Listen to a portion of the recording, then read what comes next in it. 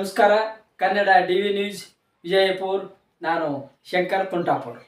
ಎಲ್ಲರಿಗೂ ಒಂದು ವಿನಂತಿ ಮಾಡ್ತೀನಿ, ನಮ್ಮ ಕರ್ನಾಟಕದವ್ರಿಗೆ, ಮಹಾರಾಷ್ಟ್ರ ಕರ್ನಾಟಕದವ್ರಿಗೆ ಕಾರ್ಯಕ್ರಮ ಯಶಸ್ವಿ ಮಾಡಲಿ ಅಂತೇಳಿ ಆಗಬೇಕು ಅಂತೇಳಿ ತಾಯಿಯಲ್ಲಿ ಪ್ರಾರ್ಥನೆಯನ್ನು ಮಾಡ್ಕೊಳ್ಳೋಕೆ ಬಯಸ್ತೀನಿ.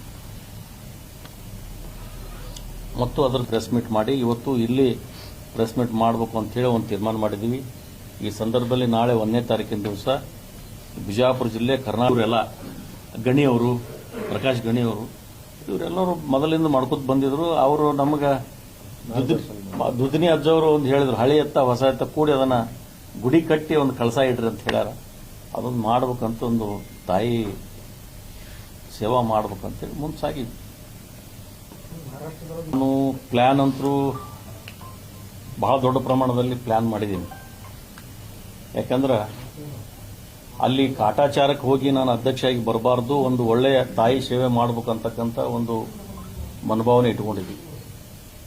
ಅದನ್ನು ಶೀಘ್ರದಲ್ಲೇ ಈಗ ಅದನ್ನ ವಿಷಯ ನಾನು ನಿಮ್ಮ ಪ್ರಸ್ತಾವನೆ ಮಾಡಂಗಿಲ್ಲ.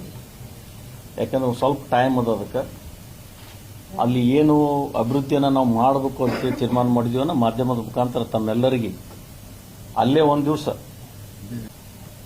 ಯಾರಿಗೆ ಹೇಳಬೇಕು ಅನ್ನೋದು ಒಂದು ವಾತಾವರಣ ಸೃಷ್ಟಿಯಾಗಿತ್ತಲ್ಲಿ.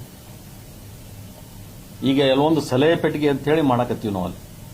ಮಹಾರಾಷ್ಟ್ರದವ್ರಿಗೆ, ಕರ್ನಾಟಕದವ್ರಿಗೆ ಯಾರೇ ಏನೇ ಬಂದು ಭಕ್ತರು ಸಲಹೆ ಕೊಡಬೇಕಾಗಿತ್ತಂದ್ರೆ ಅದ್ರಾಗ ಒಂದು ಪತ್ರಾರೆ ಬರೆದು ಹಾಕಲಿ, ಚೀಟಿಯಾರೆ ಬರೆದು ಹಾಕಲಿ, ಅಥವಾ ನನ್ನ ಫೋನ್ ಮುಖಾಂತರ ಆಗಲಿ ಅವರಿಗೆ ಸಲಹೆಯನ್ನು ಕೊಡಬೇಕು ಅಂತ ಹೇಳಿ ಈ ಮಾಧ್ಯಮದ ಮುಖಾಂತರ ಅವರಿಗೆ ನಾನು ವಿನಂತಿಯನ್ನು ಮಾಡ್ಕೊಳ್ಳೋಕ್ಕೆ ಬಯಸ್ತೇನೆ.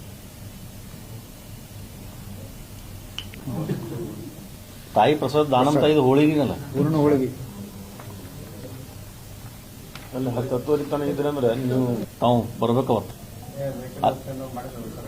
ಮಾಡೋದು ಸರ್, ಅದೇ ನಡೆದ ಅದೇ ನಡೆದಾರ್ರಿ.